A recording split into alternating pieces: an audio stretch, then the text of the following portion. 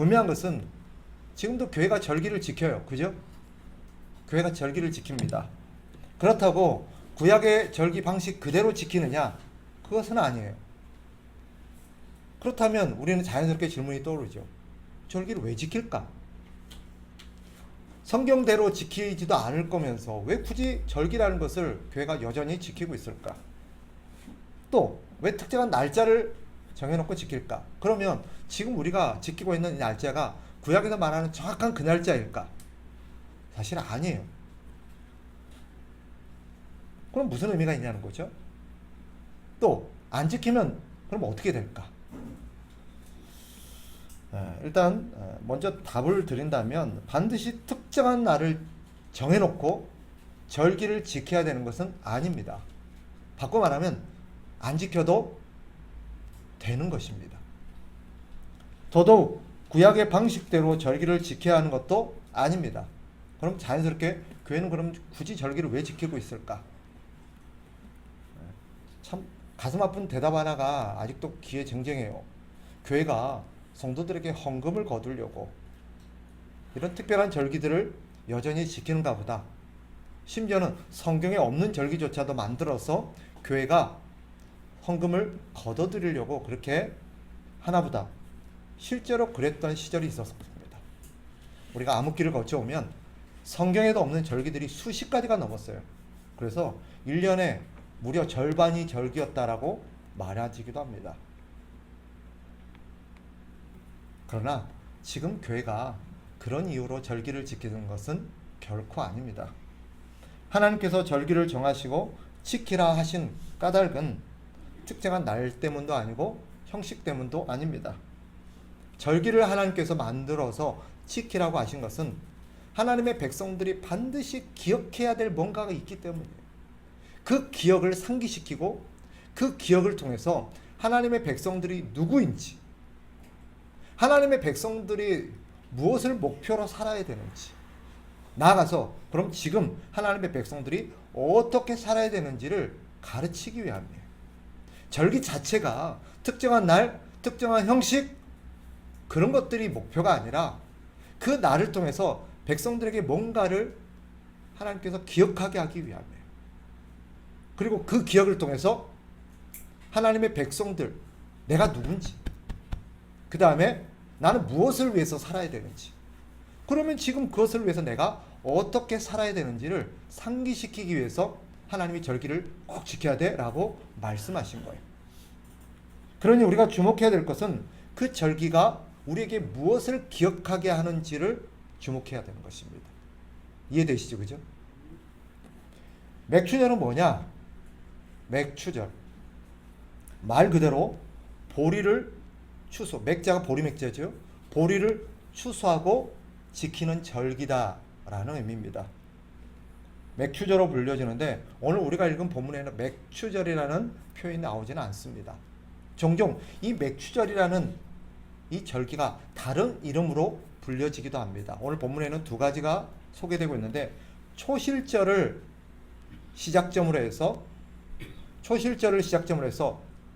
안식일이 7번 지난 날, 그러니까 안식일이면 7일이죠. 그죠? 7일이 7번 지난 날이다 그래서 77절이라고 불려지기도 합니다. 그리고 그날이 초실절을 기점으로 해서 50일째 되는 날이다 그래서 오순절이라고 불려지기도 합니다. 우리는 오순절 하면 오순절 성령밖에 기억을 잘 안 하는데 문자 그대로 오순, 오순이 10이라는 뜻이에요. 순 우리말로. 그래서 오순은 50일이라는 뜻입니다. 오순절은 50일째 되는 날. 뭘 기준으로? 초실절을 기준으로. 초실절은 뭐예요? 초실절은 보리 농사를 시작하고 처음으로 곡식이 익어가서 첫 곡식을 추수한 날입니다. 아직 보리가 다 익지는 않았지만 밭에 보면 모든 곡식들이 동시에 순식간에 싹 익을까요? 아니면 어떤 곡식들이 점차적으로 익어갈까요? 그죠? 여러분 농사를 안 지어봐서 잘 모르실 수 있지만 곡식은 동시에 모든 밭의 곡식이 딱 익지는 않습니다. 먼저 익는 곡식단이 있어요. 그 한 달을 먼저 추수해서 하나님 앞에 드리는 날이 뭐예요? 초실절입니다. 그 날을 기준으로 해서 7일이 7번 반복되었다. 77절. 그날이 50일째 되는 날이다. 오순절. 그리고 그날 보리를 다 추수했다. 맥추절이라고 불려지기도 합니다. 이날에는 뭘 하느냐? 다른 날과 절기를 지키는 건 똑같아요. 하던 일을 다 멈추고 하나님 앞에 성회로 모여서 예배를 드립니다. 그리고 오늘 본문에 소개되는 각종 제물들을 하나님 앞에 드립니다. 그러면 그렇게 하는 이유가 뭐냐? 한마디로 말하면 하나님의 은혜를 기리고 감사하기 위함입니다. 쉽게 말하면 이렇게 우리가 농사를 지어서 수확을 한 모든 것이 누구의 덕분이라는 거예요? 하나님 덕분입니다. 하나님 은혜 덕분입니다. 하나님의 은혜로 이 농사가 잘 되어서 이렇게 풍성하게 수확하게 되었습니다. 라고 하나님 앞에 지키는 절기가 이런 맥추절입니다.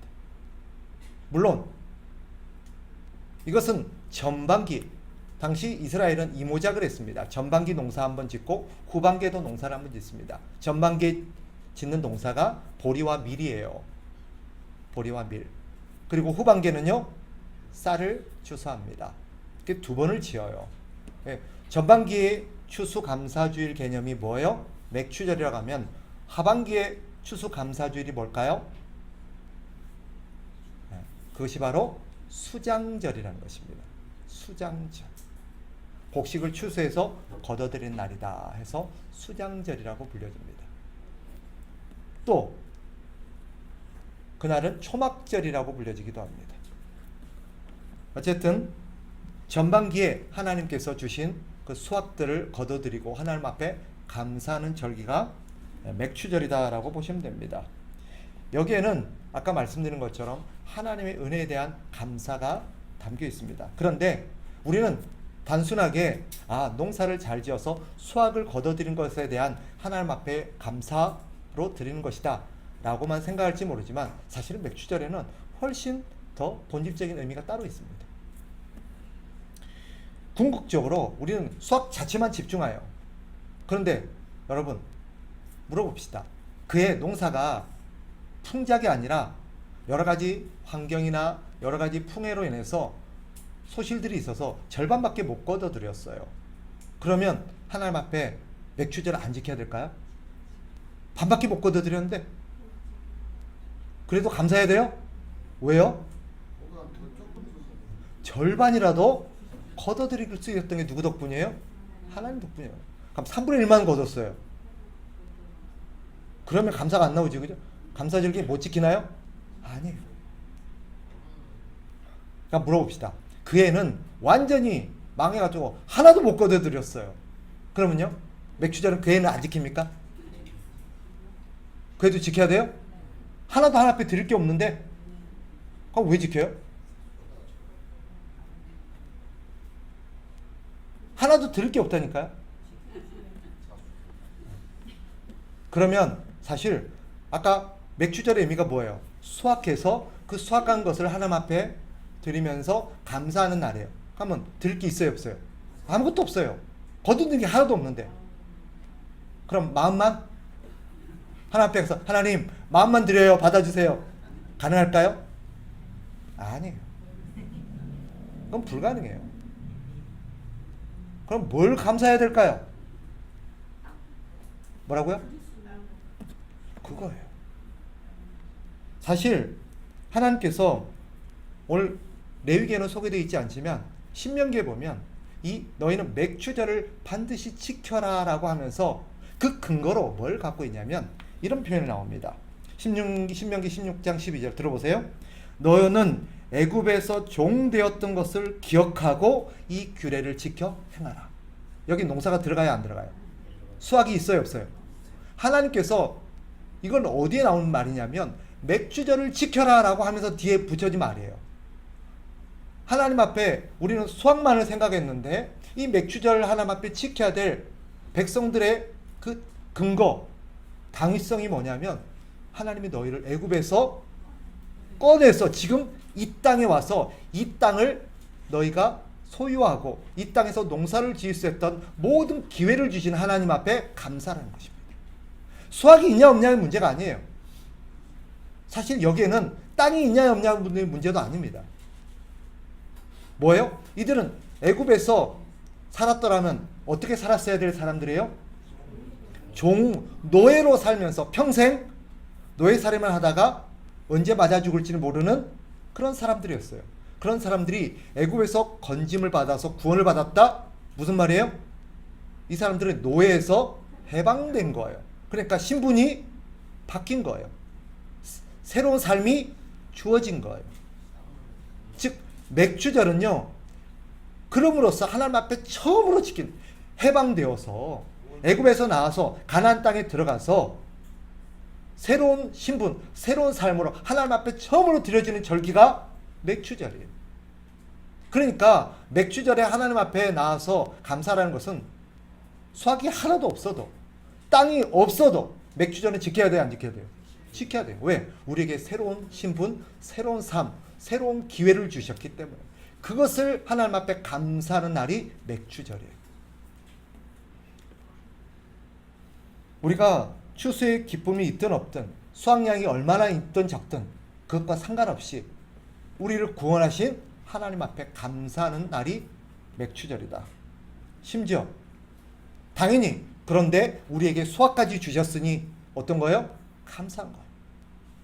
이 수확물을 거두게 하신 그 모든 과정들, 이런 것들을 누릴 수 있는 기회를 주신 하나님 앞에 감사하는 날이고, 또 그 땅도 사실은 누구 걸까요? 하나님 거예요.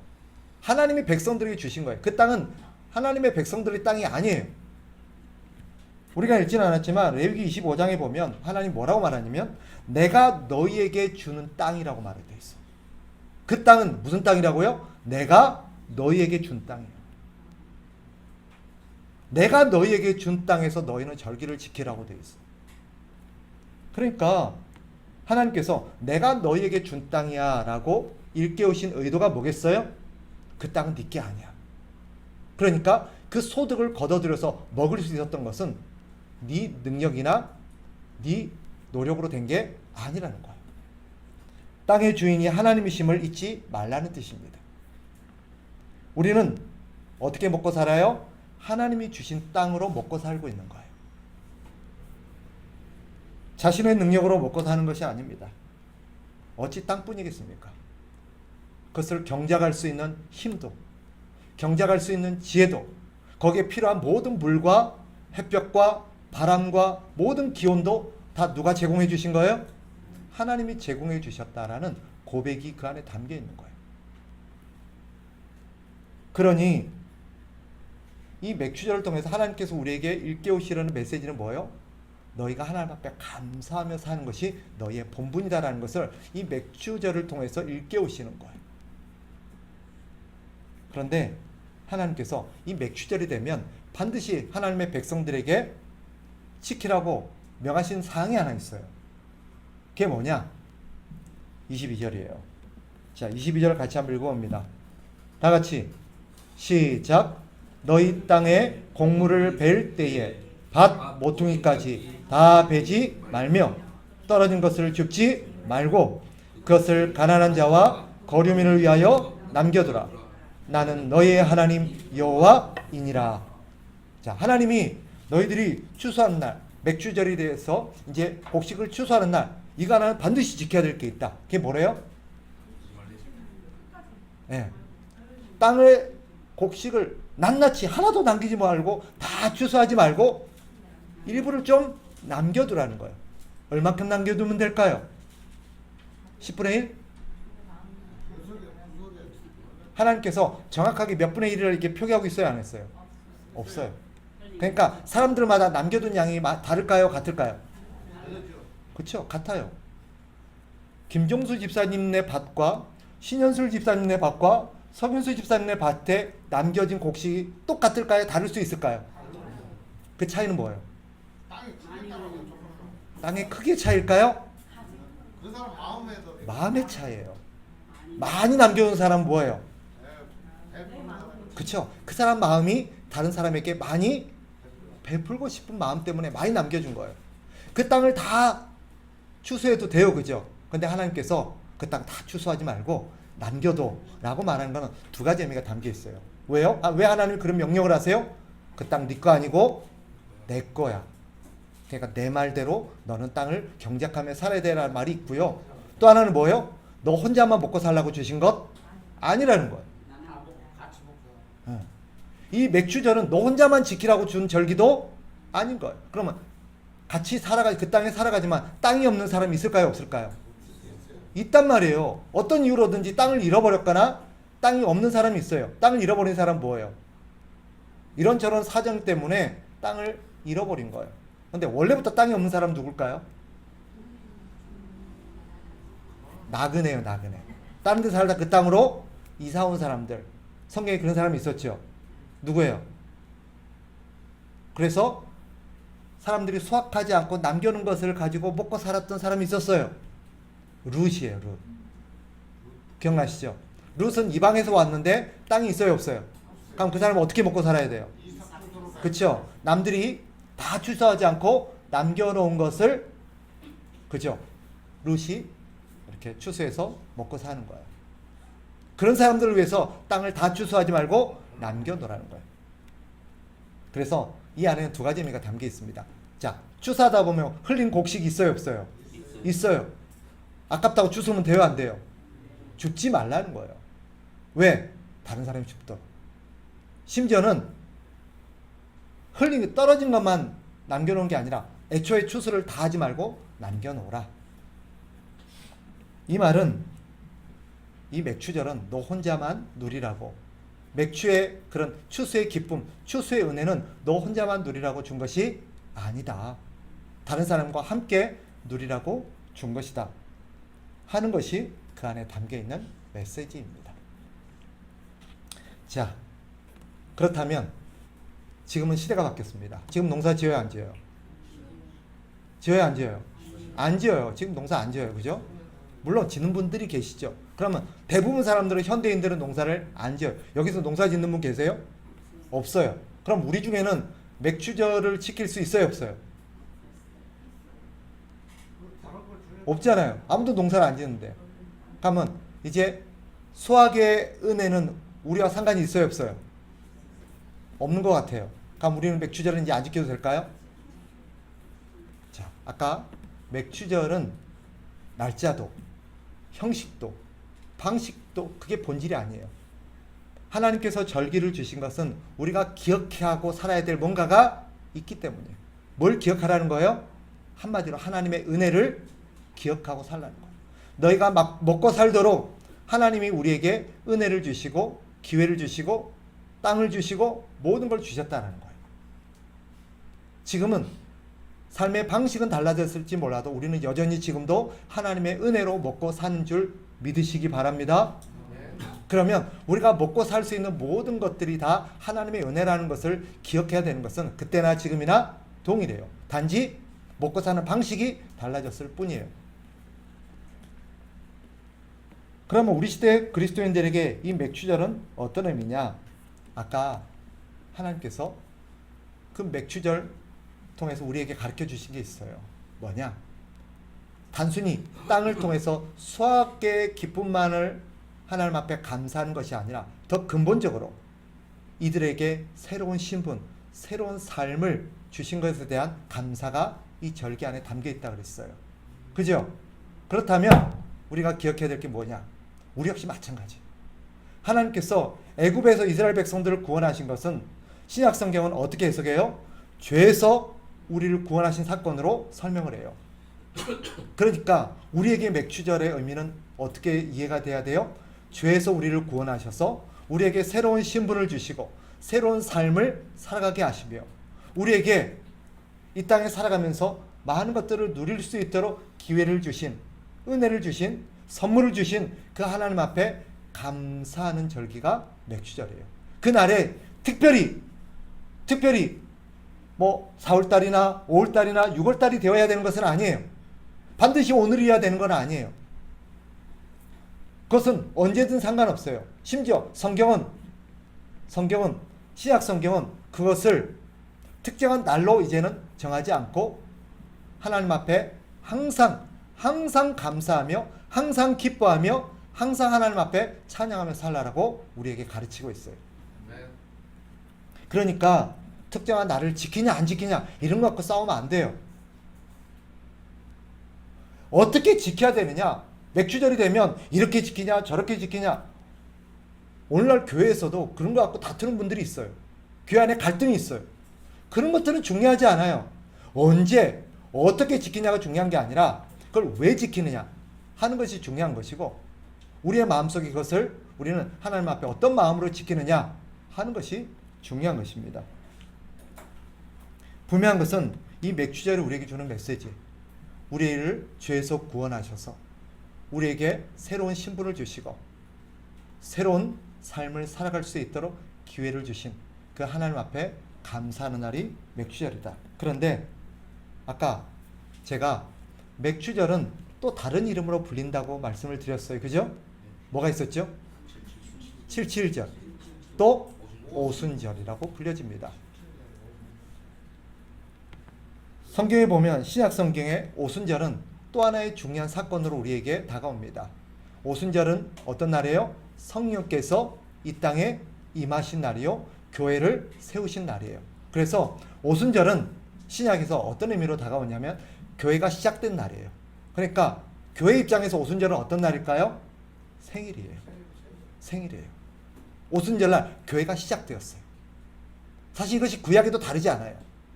하나님의 백성들이 이스라엘에서 애굽에서 구원받은 날, 그날이 맥주절이었어요.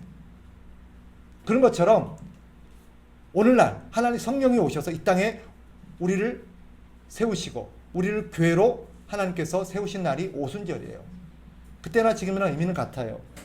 즉, 이 맥주절, 오순절은 교회가 시작된 날이요, 우리가 하나님의 백성들로서 이제 새로운 신분, 새로운 삶, 새로운 나라를 우리가 얻게 된 그런 날입니다.